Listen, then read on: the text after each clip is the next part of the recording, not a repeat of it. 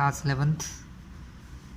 आज हम हमारे लेसन फर्स्ट का लास्ट पार्ट लेके आए हैं, जिसके अंदर हम देखेंगे मोलैलिटी या कंसंट्रेशन टर्म। एक्चुअल में क्या होता है स्टूडेंट, बहुत सारी जो रिएक्शंस होती है ना, वो होती है हमारी सॉल्यूशन फेज़ में, जिसके अंदर रिएक्टेंट और प्रोडक्ट जो रहते हैं वो सॉल्यूशन के अंदर ही होते हैं, प्रेजेंट होते हैं, किसी सॉल्यूशन के अंदर प्रेजेंट होते हैं रिएक्टेंट एंड प्रोडक्ट। तो रिएक्टेंट और प्रोडक्ट सॉल्यूशन के अंदर रिएक्टेंट और प्रोडक्ट को एक्सप्रेस करने के लिए जो टर्म्स होती है स्टूडेंट, हम वो देखने वाले हैं कि सॉल्यूशन फेज के अंदर हम रिएक्टेंट को कैसे मेज़र करते हैं। ठीक है, क्योंकि सॉल्यूशन में वॉल्यूम होता है, कुछ एक्स्ट्रा मास भी होता है सॉल्वेंट का। एक्चुअली सॉल्यूशन होता है क्या स्टूडेंट, सॉल्यूशन का मतलब इसके अंदर दो कंपोनेंट होते हैं, एटलीस्ट 2 कंपोनेंट होते हैं। एक होता है सॉल्यूट, दूसरा होता है solvent.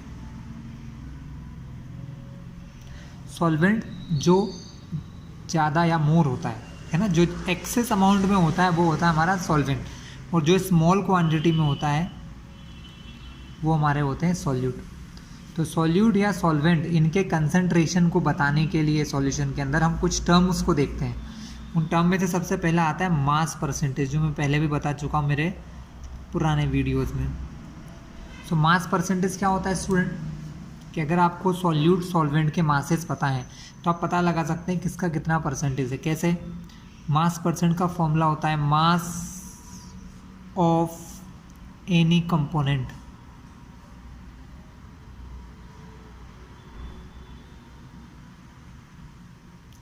Mass of any component upon में टोटल मास। फॉर एग्जाम्पल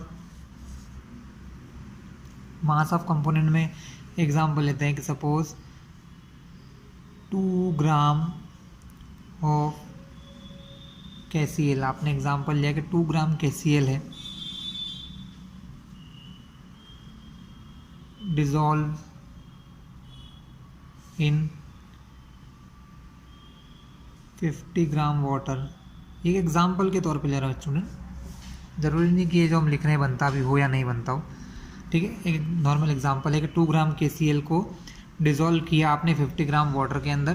तो यहाँ पर आपको KCl का मास परसेंटेज और वाटर का मास परसेंटेज निकालना है, क्योंकि यहाँ पर 2 चीज़ें हो गई हैं। कौन कौन सी हो गई हैं, KCl यहाँ पर आपको 2 ग्राम कम दिख रहा है, ये 50 ग्राम ज़्यादा है, तो वाटर यहाँ पर एक सॉल्वेंट हो गया और ये KCl यहाँ पर एक सॉल्यूट हो गया है। तो हमको परसेंटेज फाइंड करना है, तो कैसे फाइंड कर सकते हैं हम लोग, बहुत सिंपल है। अगर मुझे KCl का परसेंटेज निकालना है, mass percentage of KCl find करना है, तो हमको क्या करना होगा, KCl का मास कितना है, देखिए मास ऑफ एनी कंपोनेंट जिसका निकालना है उसका मास ऊपर, तो 2 gram divided by 50 gram, 50 plus 2, क्योंकि अपॉन में टोटल मास आता है, टोटल मास में दोनों इंक्लूड होते हैं, तो 50 प्लस 2 52, तो इट इज़ 2/26। लेकिन ये मास परसेंटेज नहीं आएगा स्टूडेंट। मास परसेंटेज बनाने के लिए हम क्या करते हैं, 100 का मल्टीप्लाई, क्योंकि आंसर हमको अगर परसेंट में चाहिए तो 100 का मल्टीप्लाई करना होता है। तो सेम काम हम यहाँ भी करेंगे, अगर मुझे इसको परसेंटेज में बनाना है तो हम 100 का मल्टीप्लिकेशन करेंगे, तो ये आंसर रेशियो में आएगा। अगर 100 का मल्टीप्लाई कर दोगे तो आंसर परसेंटेज में आ जाएगा। 2 1 जा 2, 2 से कैंसिल होता है 13 टाइम, 100 डिवाइडेड बाय 13, तो 100 को डिवाइड करते हैं 13 से तो आता है 7.7 समथिंग, 7.7% कौन होगा यहाँ, KCl होगा। स्टूडेंट ये इसलिए इतना इम्पोर्टेंट है क्योंकि हमको बहुत सारे क्वेश्चंस में दिया रहता है 10% बाय मास। ठीक है, तो ये जो परसेंटेज हमने देखा था ये था mass to mass percent, mass to mass percent था, है ना, mass of any substance upon में टोटल मास से था। यहाँ पर मास बाय वॉल्यूम परसेंटेज भी एक क्वेश्चन आ जाते हैं। ठीक है, हम उसको भी आगे देखने वाले हैं। तो ये फर्स्ट पार्ट मैंने बताया आपको इस प्रकार से होता है। अब यहाँ वाटर का परसेंटेज पूछेंगे, वाटर कितने परसेंट है, तो 100 में से माइनस कर दीजिए, क्योंकि टोटल परसेंट कितना होता है 100 में से माइनस करेंगे 7.7, तो आपका आंसर आ जाएगा 92.7 3%। ये आपका वाटर का परसेंट है। इस प्रकार से परसेंटेज हमको यूज़फुल होते हैं। चलिए नेक्स्ट देखते हैं volume by volume percent. Third होता है मास बाय वॉल्यूम। इसमें हम स्टूडेंट वॉल्यूम की बात करते हैं। वॉल्यूम बाय वॉल्यूम जो होता है ये थोड़ा गैसियस प्रोडक्ट में और रिएक्टेंट में ज़्यादा यूज़फुल होता है, जिसके अंदर रिएक्टेंट और प्रोडक्ट क्या होता है स्टूडेंट्स, गैस होते हैं। वहाँ पर V/V परसेंट चलता है, V/V यानी volume upon volume percentage. Formula में कोई चेंज नहीं है स्टूडेंट, यहाँ पर मास के प्लेस पे सिर्फ वॉल्यूम आ जाएगा और वही फॉर्मूला है जो पीछे देखा था। वॉल्यूम ऑफ एनी कंपोनेंट, किसी भी कंपोनेंट का वॉल्यूम, सॉल्यूट हो चाहे वो सॉल्वेंट हो, अपॉन में आ जाता है टोटल वॉल्यूम, मल्टीप्लाई 100 करने से परसेंटेज में कन्वर्ट हो जाते हैं। ठीक है, तो यहाँ पर आप सिर्फ मास के प्लेस से वॉल्यूम देख लेंगे। अगर आपको दो सब्सटेंसेस वॉल्यूम के फॉर्म में दिए हैं तो वैसे सॉल्व कर लेंगे। ठीक है, इनके डायरेक्ट क्वेश्चन नहीं आते बट ये क्वेश्चंस में यूज़फुल होते हैं। जहाँ भी आएंगे मैं आपको ये इसका भी एक्सप्लेन कर दूंगा आगे। थर्ड है मास बाय वॉल्यूम परसेंटेज। ठीक है, मास बाय वॉल्यूम में क्या होता है स्टूडेंट, लिक्विड स्टेट के लिए होता है मास बाय वॉल्यूम परसेंटेज, क्योंकि हमारे जो जनरली सॉल्यूट होते हैं, हम जो क्वेश्चन में सॉल्यूट लेते हैं वो सॉलिड होते हैं, तो उनका मास फाइंड किया जाता है।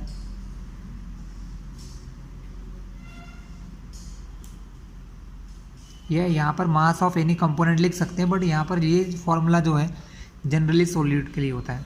अपॉन में वॉल्यूम ऑफ सॉल्यूशन क्या आता है student, volume of solution into 100।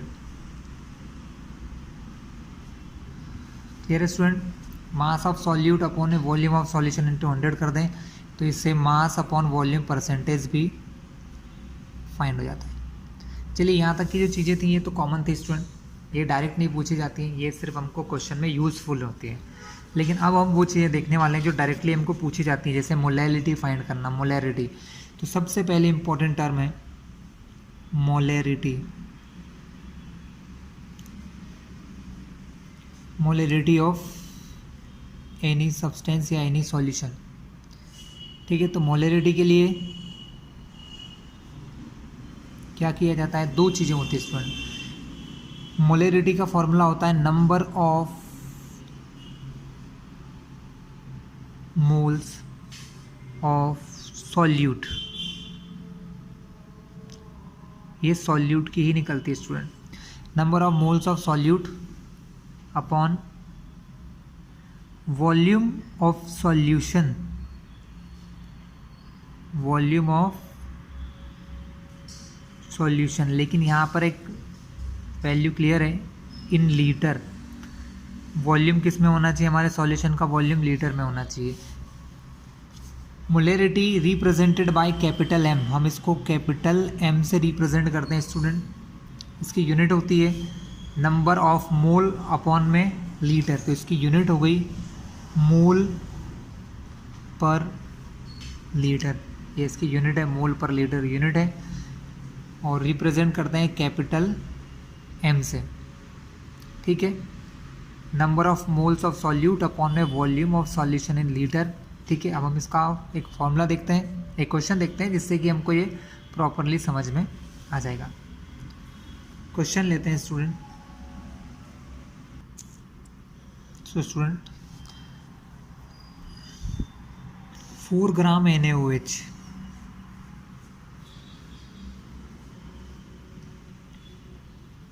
dissolve in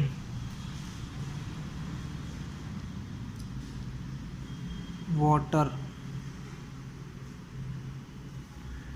to produce a solution of 250 ml। मतलब हमको यहाँ 4 ग्राम NaOH मिलाना है वाटर के अंदर, लेकिन कितना हमारा सॉल्यूशन होना चाहिए, सॉल्यूशन हमारा होना चाहिए 250 ml। हमको क्वेश्चन में 2 चीज़ चाहिए होती है स्टूडेंट मोलैरिटी फाइंड करने के लिए। बहुत इजी सा कंसेप्ट है।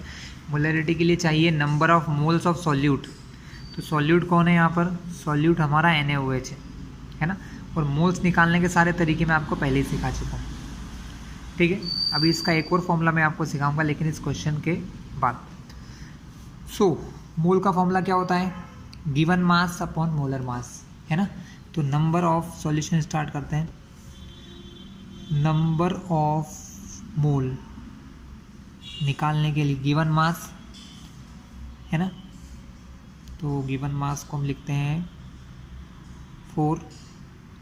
मोलर मास NaOH का कितना हो गया? 23, 24 और 16, 40 हो जाता है स्टूडेंट। कितना हो जाता है NaOH का? 40 हो जाता है। तो 4/40 कैंसिल किया, 1/10, 1/10 को लिख सकते हो आप 0.1। तो कितने मोल हो गए स्टूडेंट यहाँ पर? यहाँ पर नंबर ऑफ मोल हो गए 0.1, ठीक है। नंबर ऑफ मोल 0.1 मिल गए हैं। मोलैरिटी के लिए क्या चाहिए आपको? वॉल्यूम ऑफ सॉल्यूशन लीटर में चाहिए। यहाँ पर सॉल्यूशन किस में दिया है? मिलीलीटर में। चेंज करना पड़ेगा स्टूडेंट, ठीक है। हम इसको यहीं पर ही सॉल्व करेंगे, बहुत इजी सा काम है। मोलैरिटी का फॉर्मूला क्या होता है स्टूडेंट? नंबर ऑफ मोल, कितने मोल निकले हैं? 0.1। और सॉल्यूशन, वॉल्यूम का सॉल्यूशन किस में दिया है? लीटर में। अब लीटर में हमको चाहिए, क्वेश्चन ये बोलता है कि आंसर में लीटर में होना चाहिए सॉल्यूशन। और अगर लीटर में नहीं है तो हम क्या करते हैं? 250 ml को लीटर में चेंज करते हैं। लीटर में चेंज करने का मतलब 1000 से डिवाइड करना। तो आप क्या देख रहे हैं? 1000 से डिवाइड किया, ये मेन अपॉन है आपका, और ये 1000 अपॉन के भी अपॉन में, तो ये वैल्यू जाती है ऊपर मल्टीप्लाई होने। तो m की वैल्यू कितनी आ जाएगी स्टूडेंट? 0.1 इंटू 1000 अपॉन में 250। 0 to 0 कैंसिल, 25 से कैंसिल हुआ 4 टाइम। आप इनका मल्टीप्लाई करोगे तो आंसर आ जाएगा 0.4 मोल पर लीटर। 0.4 मोल पर लीटर। ये हो गया हमारा एक क्वेश्चन, इसको हमने मोलैरिटी निकालना सीख लिया, ठीक है। अब इसकी कुछ एक और न्यू फॉर्मूला इसी के जैसा मैं आपको सिखाता हूँ अभी, ठीक है स्टूडेंट। अब हम इसके फॉर्मूले की तरफ चलते हैं। एक बहुत ही इंपॉर्टेंट कॉन्सेप्ट है स्टूडेंट मोलैरिटी, जो आपको 12th तक काम में आएगा, इसलिए इसको बहुत ध्यान से समझिएगा। चलिए हम एक बार फिर से मोलैरिटी का फॉर्मूला लिखेंगे। मोलैरिटी का फॉर्मूला हमने क्या देखा student? Number of moles of solute, पूरा लिख लेते हैं। सॉल्यूट के कितने मोल हैं ये हमको फाइंड करना होता है। अपॉन में आता है volume of solution, volume of solution, और वो भी किस में? In litre, in litre. Volume का सॉल्यूशन हम लीटर में लेते हैं। तो क्या होगा यहाँ पर? अभी हमने क्या देखा? N number of mole of solute निकालने के लिए 2 चीज़ों की ज़रूरत थी, given mass upon molar mass, given mass upon molar mass. तो एक काम करते हैं, हम सॉल्यूट के जो मास है उसको मान लेते हैं WA, और उसके मोलर मास को मान लेते हैं MA। तो WA क्या हो गया? Given mass of solute. MA क्या हो गया? Mass of molar mass. Upon में आता है वॉल्यूम। अब आपने देखा लास्ट क्वेश्चन में भी वॉल्यूम जो होता है ना, वो ज़्यादातर हमको मिलीलीटर में दिया होता है, या वॉल्यूम हमको सेंटीमीटर क्यूब में दिया होता है। तो इस प्रकार की प्रॉब्लम को सॉल्व करने के लिए हम लोग डायरेक्ट सॉल्व कर लेते हैं। इनटू वॉल्यूम ऑफ लीटर को हमने चेंज कर लिया, वॉल्यूम इन ml मिलीलीटर में कर लो, और सेंटीमीटर क्यूब। जब वॉल्यूम को मिलीलीटर या सेंटीमीटर में क्यूब में लोगे स्टूडेंट, तो उसको 1000 से डिवाइड करना होगा आपको। जब आप किसी वॉल्यूम को 1000 से डिवाइड करते हैं तो वो अपने आप ही लीटर में आ जाता है। कैसे आ जाता है? हमारे आप ही लीटर में आ जाता है, ठीक है। तो ये 1000 को हम अगर ऊपर ले जाते हैं तो ये लिखने की ज़रूरत भी हमको, हम यहाँ पर इस v को इसमें लेंगे, लेकिन आंसर हमारा इसमें नहीं आएगा। आंसर हमारा लीटर में ही होगा। आंसर किस में होगा? लीटर में ही होगा। बस ये समझा रहा हूँ आपको कि ये v आप ml और सेंटीमीटर क्यूब में लेंगे, बट ये 1000 का मल्टीप्लाई करने से वो फिर से किस में कन्वर्ट हो जाएगा, लीटर में। तो फाइनली एक और फॉर्मूला हम लोगों ने बना लिया, WA इंटू 1000 अपॉन में MA इंटू V। ठीक है, यहाँ पर WA क्या है, given mass of solute, MA क्या है, मोलर मास ऑफ सॉल्यूट, 1000 क्या है स्टूडेंट नंबर है, और V वॉल्यूम है, बट किस में, इन मिलीलीटर और सेंटीमीटर क्यूब। लेकिन आंसर जो आएगा वो आपका मोल पर लीटर में ही होगा स्टूडेंट, यूनिट चेंज नहीं होगी। क्यों, क्योंकि हम 1000 से डिवाइड कर रहे हैं। अगर हम 1000 से ये जो डिवाइड नहीं करते तब हम यूनिट चेंज कर सकते थे, लेकिन यहाँ यूनिट मोल पर लीटर ही होगी। चलिए हम इसके जुड़ा हुआ एक क्वेश्चन ले लेते हैं तो आपको क्लियर हो जाएगा। स्टूडेंट क्वेश्चन लेते हैं फिर से। मैंने आपको भी कहा था कि परसेंटेज वाले क्वेश्चन जरूर आते हैं, तो हम एक क्वेश्चन में परसेंटेज का यूज़ करेंगे। क्वेश्चन ये है, हाइड्रोक्लोरिक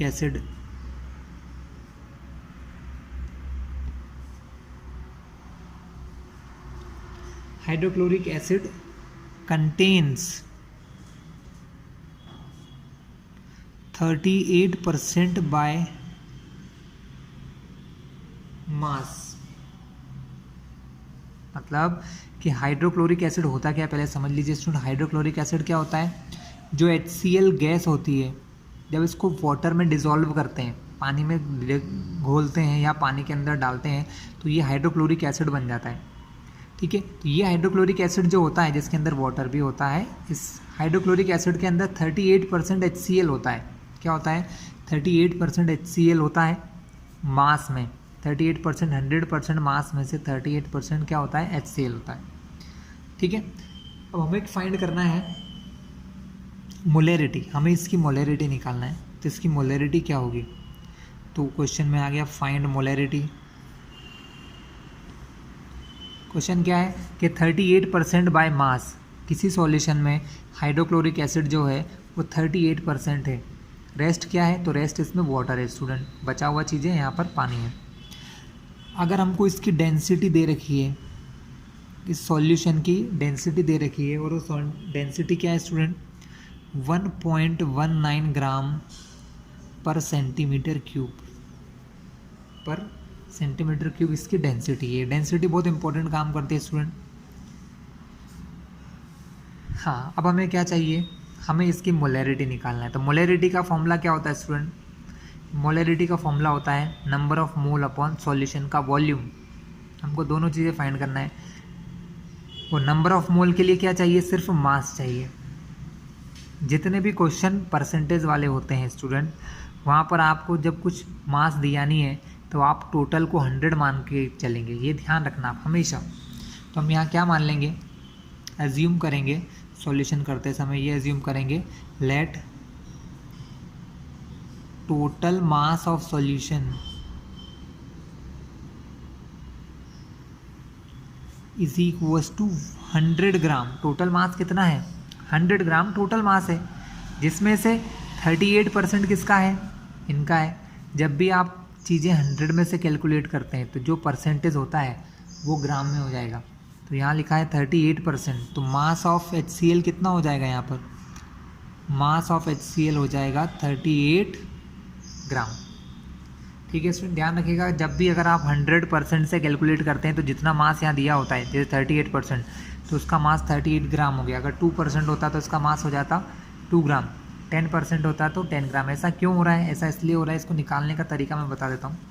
हमेशा ऐसे फाइंड किया जाता है कि टोटल मास अगर 100 ग्राम है सपोज़, तो उसका 38% कितना होगा, इसको ऐसे लिखा जाता है 38% ऑफ 100, क्योंकि उसने क्या बोला कि टोटल मास का 38% किसका है, हाइड्रोक्लोरिक एसिड का है। तो 38% ऑफ 100, तो 38% करने के लिए क्या होगा, 38 अपॉन 100, ऑफ का मतलब मल्टीप्लाई, 100 के प्लेस पे 100, 100 से 100 क्या हुआ, कैंसिल, पता चल गया मास कितना आया, 38 ग्राम। तो इस टाइप से हम लोग फाइंड करते हैं मास परसेंटेज से कैसे निकाला जाता है।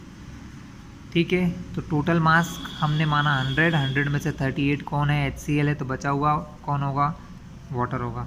ठीक है। ठीक है, बचे हुए की भी ज़रूरत नहीं है, बाद में बात करेंगे।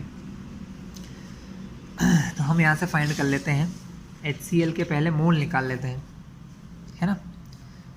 So number of mole of HCl, number of mole of HCl के मोल कैसे निकालेंगे, गिवन मास 38 ग्राम, मोलर मास कितना होता है HCl का स्टूडेंट, HCl का मोलर मास होता है हाइड्रोजन का 1 और क्लोरीन का होता है 35.5, तो टोटल हो गया 36.5। हम इनको कैंसिल करके कट करके वैल्यू फाइंड कर सकते हैं। आप यहाँ से पॉइंट हटाओगे, यहाँ 0 लग जाएगा, 5 से कट करें 76, 5 से कट करेंगे 73। अगर आप डिवाइड करके आंसर फाइंड करते हैं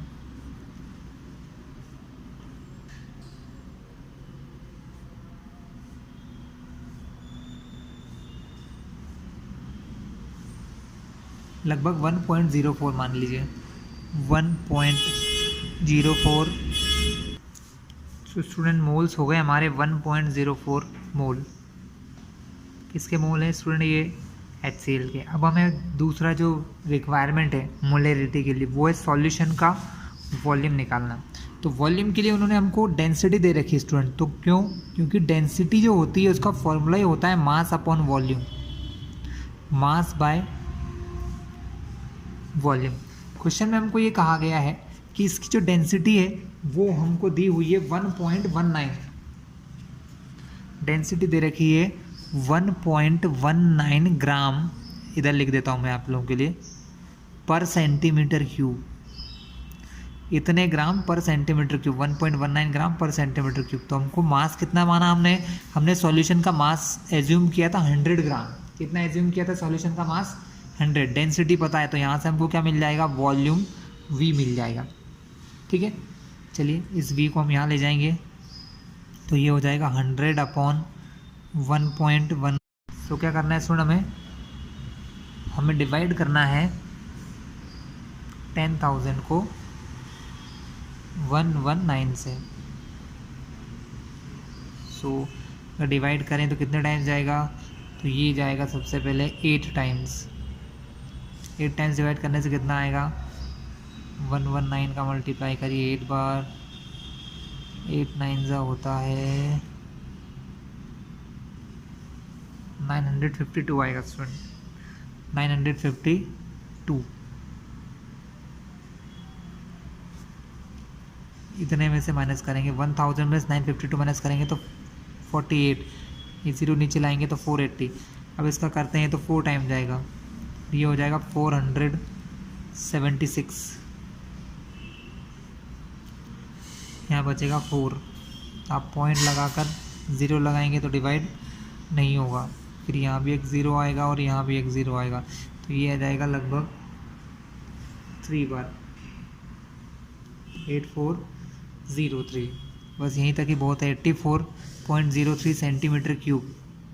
वॉल्यूम कितना हो गया, वॉल्यूम हो गया 84.03 सेंटीमीटर क्यूब। ऐसा क्यों, क्योंकि हमने देख रखा है कि हमारी जो यूनिट थी डेंसिटी की वो कितनी थी, 1.19 ग्राम पर सेंटीमीटर क्यूब। कि अगर ग्राम में हमारा मास है तो वॉल्यूम किस में आएगा, वॉल्यूम आएगा सेंटीमीटर क्यूब में। सेंटीमीटर क्यूब को हम क्या कह सकते हैं स्टूडेंट, चलिए हमें इसकी जितनी ज़रूरत ही नहीं है, हम इससे ही काम चला लेंगे, है ना, हमारा काम इससे ही हो जाएगा।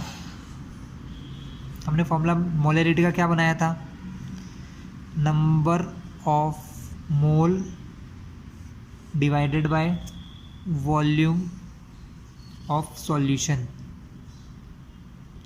अगर लीटर में नहीं होता है तो हम क्या करते हैं, 1000 से डिवाइड कर देते हैं, 1000 से क्या करते हैं स्टूडेंट्स, डिवाइड कर देते हैं। तो यहाँ पर क्या होगा, मोल हमने पहले ही निकाल लिए 1.04 और यहाँ पर वॉल्यूम है 84.03 को हमने हटा दिया है, 84 ही रखेंगे हम लोग।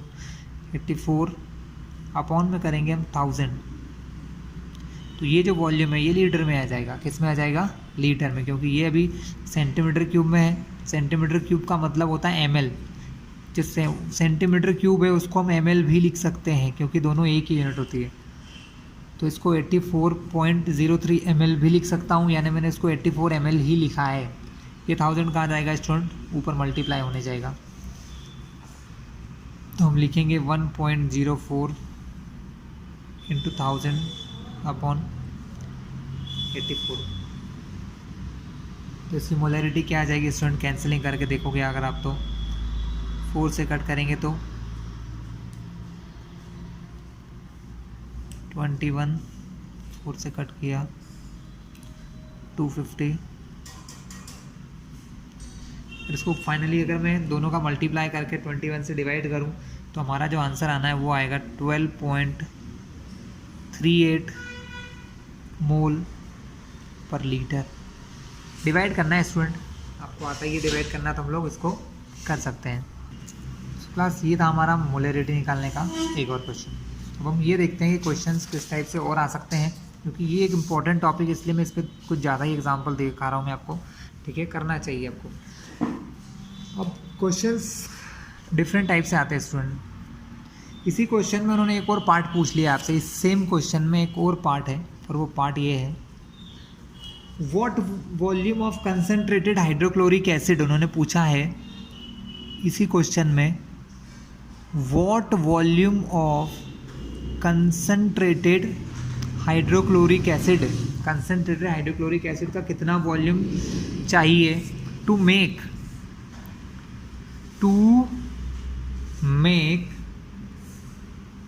1.00 लीटर ऑफ 0.10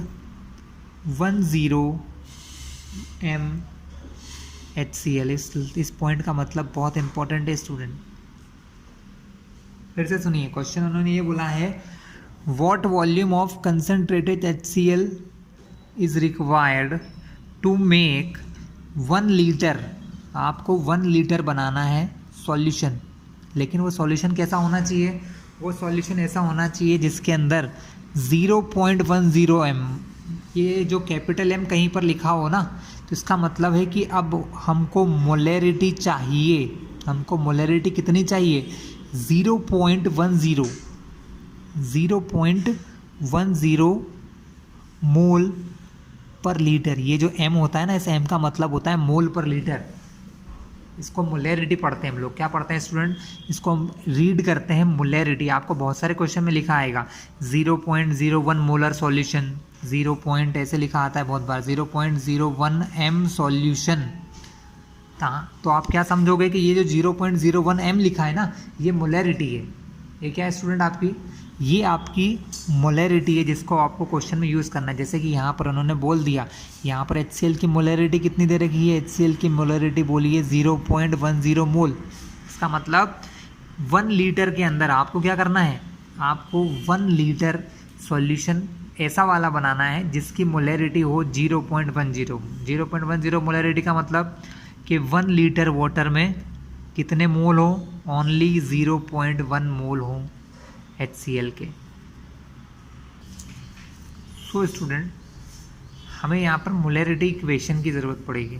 मोलैरिटी इक्वेशन का मतलब क्या है,